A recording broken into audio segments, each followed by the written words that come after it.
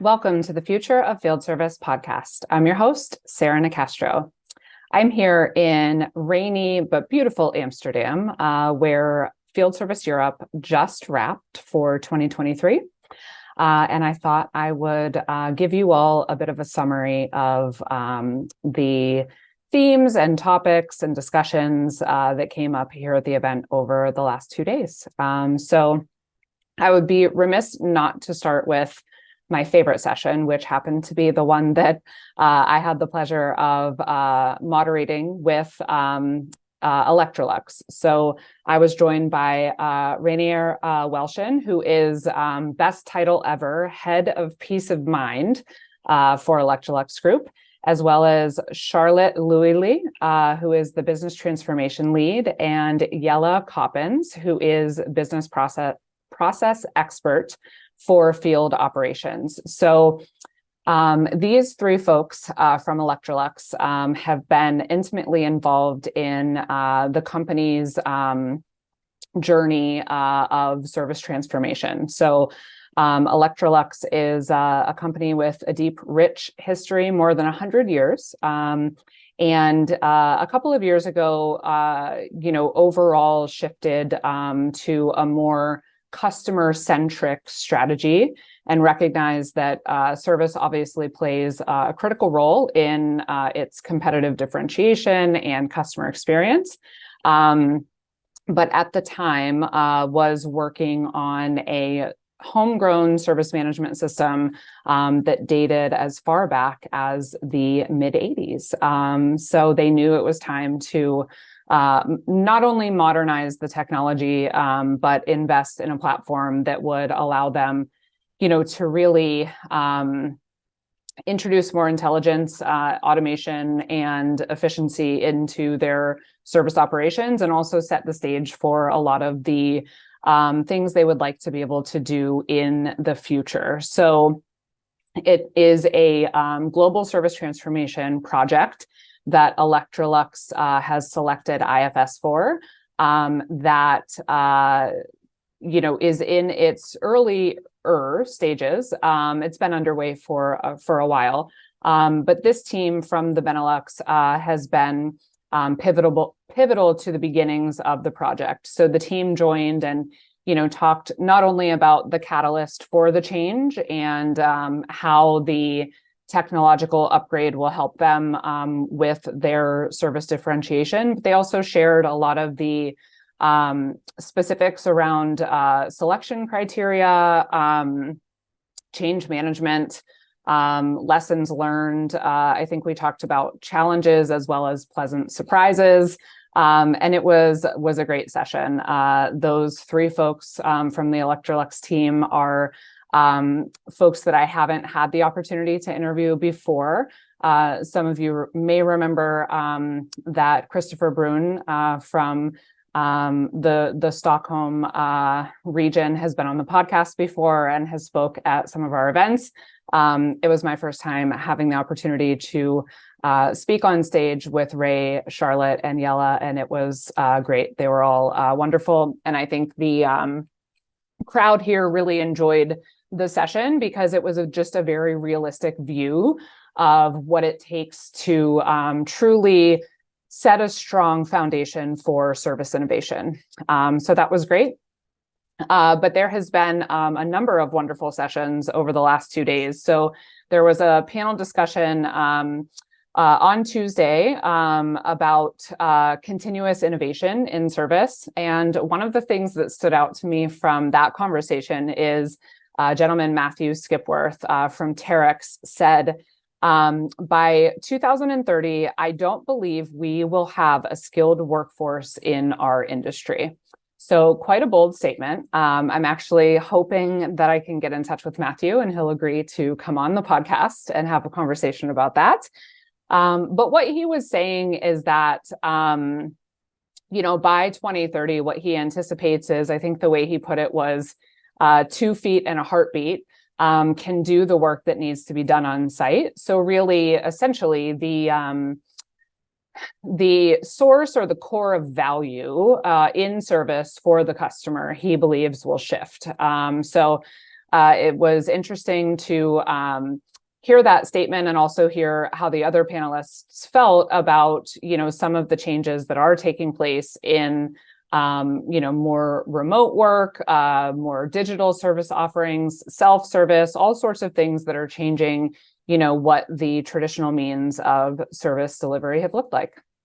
There was a Women in Service panel yesterday with Chiara Mayella of Thermo Fisher, Anna Bonarandi from Donaldson, and Maria Jose Aguado from Glory Global.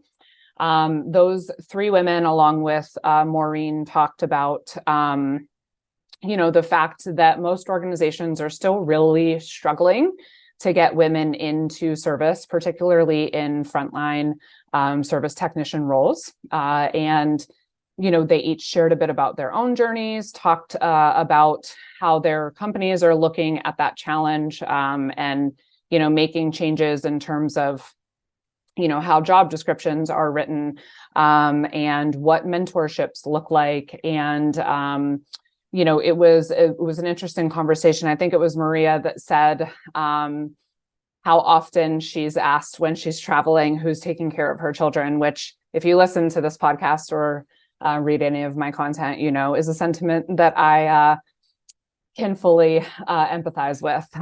So, they also spoke about how critically important in each of their own careers male mentors and advocates have been, and how important it is to make sure that we aren't, being anti-men, which isn't the objective here. What we're talking about is the fact that women are just one form of diversity that is still significantly lacking in the service sector, and getting creative about how we can change that.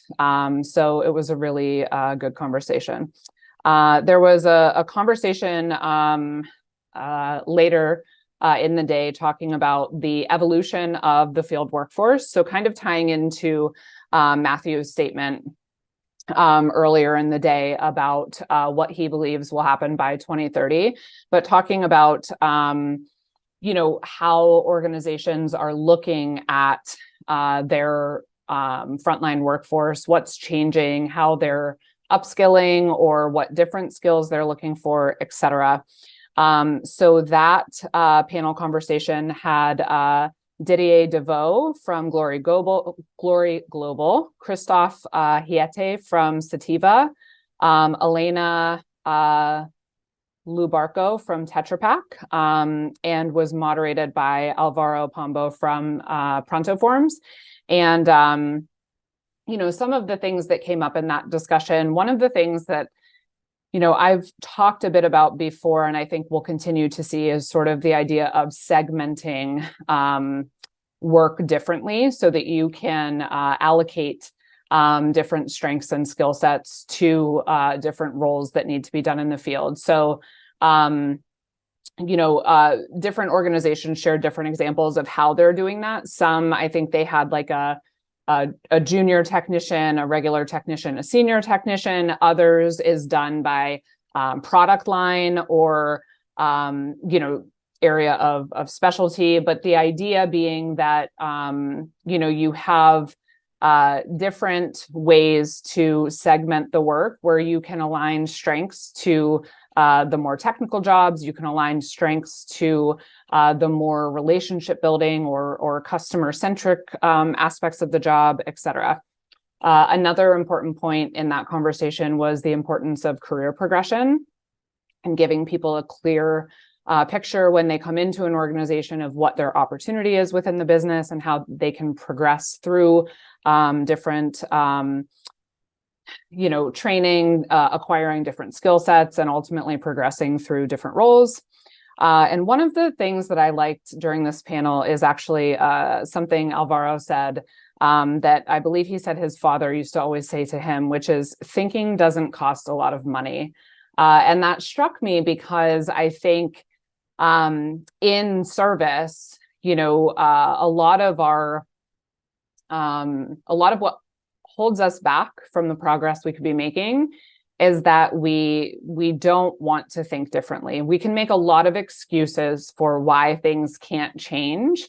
And I think a lot more would happen if we just took that advice, thinking doesn't cost a thing, and did more creative thinking, more brainstorming about what is possible instead of always tying ourselves to what we think is not possible. There was a keynote presentation this morning, Wednesday morning, from Rick Lash, who was on the Future of Field Service podcast along with Christine Myers. They co-authored the book Once Upon a Leader. If you haven't listened to that episode and would like to do so, it's great. It's episode 226. But Rick gave a keynote presentation on the importance of your leadership narrative. And it was such a great session. I had so many people coming up to me after just talking about how great it was to hear that presentation at an event like this. He was very much speaking about how, when we're young, we start to form our story, who we are, why we are who we are, what matters to us, what our purpose is. And over time, our environment sort of can erode that and often distracts us from our story or encourages us to focus more on, what our company's story is, or what our, teams or customers or whomever's stories are, and not necessarily staying true to ourselves. And how, as leaders, continuing to, understand your story, live your story, allows you to connect with your teams. It allows you to stay motivated, stay energized to do the work, and really just how impactful it can be. And it was a great message, and I think one that resonated with everyone in the room. There was a panel discussion after on the circular economy. So that was with Ralph Boots from Philips, Zoltan Gal from ABB, Kostas Dincios from Frigoglass, Marcel Van Beek from GoMocha, and Marcus Hucko from LEDEC. And that was a conversation all about how things like refurbishment, recycling, and reuse, come into play when we talk about, the intersection between service and how we can help the environment. Things like how, insights can be fed back into product development to extend, product life cycles, make assets more serviceable. And then how that intersects with the topic of servitization, because obviously, as we've discussed on this podcast before, if a company is manufacturing a product for acquisition, price, and then the use of spare parts, et cetera, it's a far different business model than if a company is manufacturing a product for maximum life cycle and cost of service. So how that plays a big role. Also, how companies are helping their customers with their sustainability initiatives, looking at things like helping them lower energy costs, things like that. So, I think it was Kostas that said, we have to remember that this conversation is part of, culture, and it can sometimes be at odds with things that are only focused on reducing costs. And so we have to be willing to look at the big picture and think about value through those different lenses. So it was a really interesting conversation.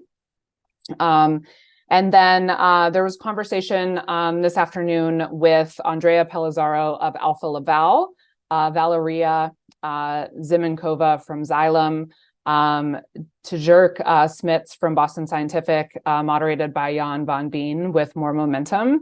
Talking all about data and, really focused on the monetization of data and using that as a service revenue stream, as a value proposition. But, where the conversation kind of went is that while that is certainly an objective for most organizations, it's really important to master the use of data internally for the purposes of efficiency and productivity and knowledge transfer and business decisions before you look at how to put it to work in creating a new customer value proposition. So it was interesting to hear where each of those companies are at on that journey. Andrea spoke about a lot of the work that Alpha Laval is doing to coach its sales teams on selling more value-based service offerings, and really working toward that end of creating new revenue streams through these digital connected products and the data and insights that can be gathered from them. So very well-rounded collection of topics here this week. Great conversations. It was wonderful to see some friendly faces and meet some new folks as well. So pleasure to be here. And I believe this is my last trip to Europe for the year. We'll look forward to coming back next year. But in the meantime, stay tuned. I hope to reach out to some of the folks that spoke here this week and ask them to come be guests and talk to you all on the podcast directly. In the meantime, you can, of course, find content on very similar topics by visiting us at futureoffieldservice.com. While you're there, be sure to sign up for the Future of Field Service Insider so you can get the latest content delivered to your inbox every other week. The Future of Field Service podcast is published in partnership with IFS. You can learn more at ifs.com. As always, thank you for listening.